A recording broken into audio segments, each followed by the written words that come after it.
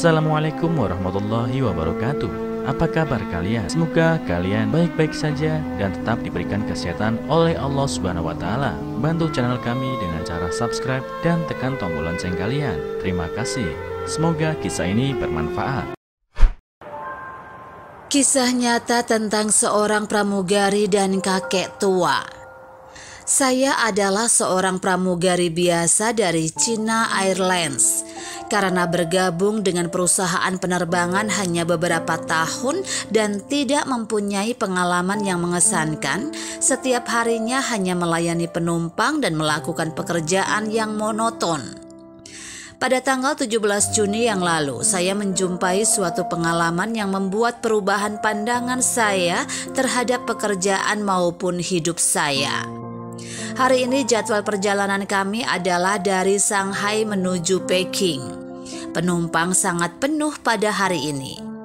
Di antara penumpang saya melihat seorang kakek dari desa merangkul sebuah karung tua dan terlihat jelas sekali gaya desanya. Pada saat itu saya yang berdiri di pintu pesawat menyambut penumpang. Kesan pertama dari pikiran saya ialah zaman sekarang sungguh sudah maju. Seorang dari desa sudah mempunyai uang untuk naik pesawat. Ketika pesawat sudah terbang, kami mulai menyajikan minum. Ketika melewati baris 20, saya melihat kembali kakek tua tersebut. Dia duduk dengan tegak dan kaku di tempat duduknya dengan memangku karung tua bagaikan patung. Kami menanyakan mau minum apa. Dengan terkejut, dia melambaikan tangan menolak. Kami hendak membantunya meletakkan karung tua di atas bagasi tempat duduk juga ditolak olehnya. Lalu kami membiarkan duduk dengan tenang. Menjelang pembagian makanan, kami melihat dia duduk dengan tegang di tempat duduknya. Kami menawarkan makanan juga ditolak olehnya. Akhirnya kepala pramugari dengan akrab bertanya kepadanya apakah dia sakit. Dengan suara kecil dia menjawab bahwa dia hendak ke toilet. Tapi dia takut apakah di pesawat boleh bergerak sembarangan. Takut merusak barang di dalam pesawat.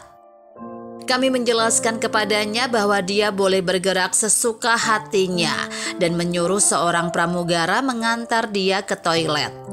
Pada saat menyajikan minum yang kedua kali, kami melihat dia melirik ke penumpang sebelahnya dan menelan ludah. Dengan tidak menanyakannya, kami meletakkan segelas minuman teh di meja dia. Ternyata gerakan kami mengejutkannya. Dengan terkejut dia mengatakan tidak usah. Kami mengatakan engkau sudah haus, minumlah. Pada saat ini dengan spontan dari sakunya dikeluarkan segenggam uang logam yang disodorkan kepada kami. Kami menjelaskan kepadanya minumannya gratis. Dia tidak percaya. Katanya saat dia dalam perjalanan menuju bandara, mereka haus dan meminta air kepada penjual makanan di pinggir jalan. Dia tidak diladeni, malah diusir. Pada saat itu kami mengetahui demi menghemat biaya perjalanan dari desa, dia berjalan kaki sampai mendekati bandara baru naik mobil. Karena uang yang dibawa sangat sedikit, hanya dapat meminta minuman kepada penjual makanan di pinggir jalan. Itu pun kebanyakan ditolak dan dianggap sebagai pengemis. Saat kami membujuk dia terakhir, dia percaya dan duduk dengan tenang meminum secangkir teh. Kami menawarkan makanan tetapi ditolak olehnya. Dia menceritakan bahwa dia mempunyai 2 orang putra yang sangat baik. Putra sulung sudah bekerja di kota dan yang bungsu sedang kuliah di tingkat 3 di Peking. Anak sulung yang bekerja di kota menjemput kedua orang tuanya untuk tinggal bersama di kota, tetapi kedua orang tua tersebut tidak biasa tinggal di kota. Akhirnya pindah kembali ke desa.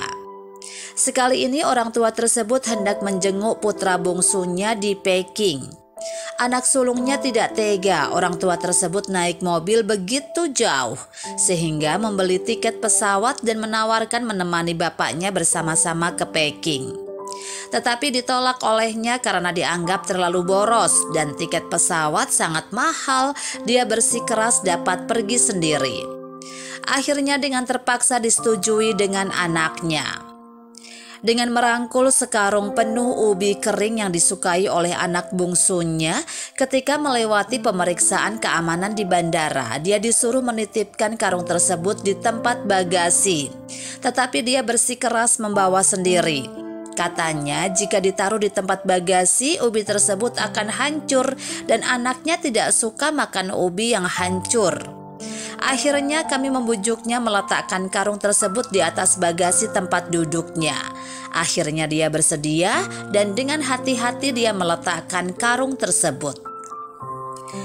Saat dalam penerbangan kami terus menambah minuman untuknya. Dia selalu membalas dengan ucapan terima kasih yang tulus. Tetapi dia tetap tidak mau makan, meskipun kami mengetahui sesungguhnya dia sudah sangat lapar. Saat pesawat hendak mendarat dengan suara kecil, dia menanyakan saya apakah ada kantongan kecil dan meminta saya meletakkan makanannya di kantong tersebut. Dia mengatakan bahwa dia belum pernah melihat makanan yang begitu enak. Dia ingin membawa makanan tersebut untuk anaknya. Kami semua sangat kaget.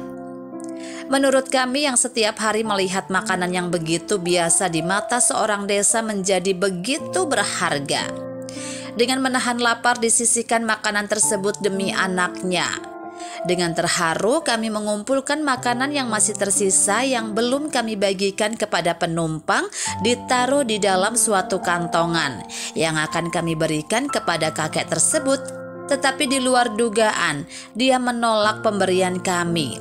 Dia hanya menghendaki bagian dia yang belum dimakan, tidak menghendaki yang bukan miliknya sendiri. Perbuatan yang tulus tersebut benar-benar membuat saya terharu dan menjadi pelajaran berharga bagi saya. Sebenarnya kami menganggap semua hal sudah berlalu, tetapi siapa menduga pada saat semua penumpang sudah turun dari pesawat, dia yang terakhir berada di pesawat. Kami membantunya keluar dari pintu pesawat.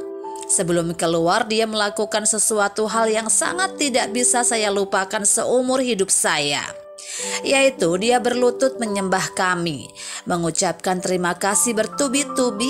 Dia mengatakan bahwa kami semua adalah orang yang paling baik yang dijumpai. Kami di desa hanya makan sehari sekali dan tidak pernah meminum air yang begitu manis dan makanan yang begitu enak. Hari ini kalian tidak memandang hina terhadap saya dan meladeni saya dengan sangat baik. Saya tidak tahu bagaimana mengucap terima kasih kepada kalian.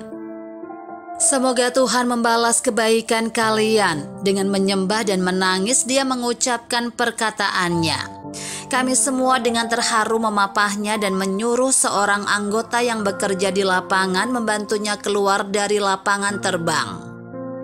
Selama 5 tahun bekerja sebagai pramugari, beragam penumpang saya sudah jumpai, yang banyak tingkah, yang cerewet, dan lain-lain. Tetapi belum pernah menjumpai orang yang menyembah kami. Kami hanya menjalankan tugas kami dengan rutin dan tidak ada keistimewaan yang kami berikan.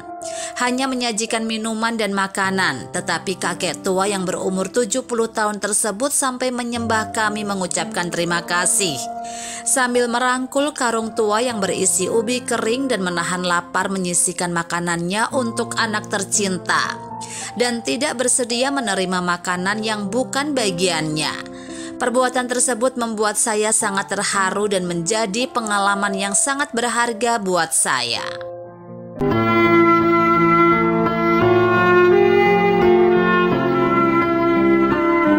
Assalamualaikum warahmatullahi wabarakatuh.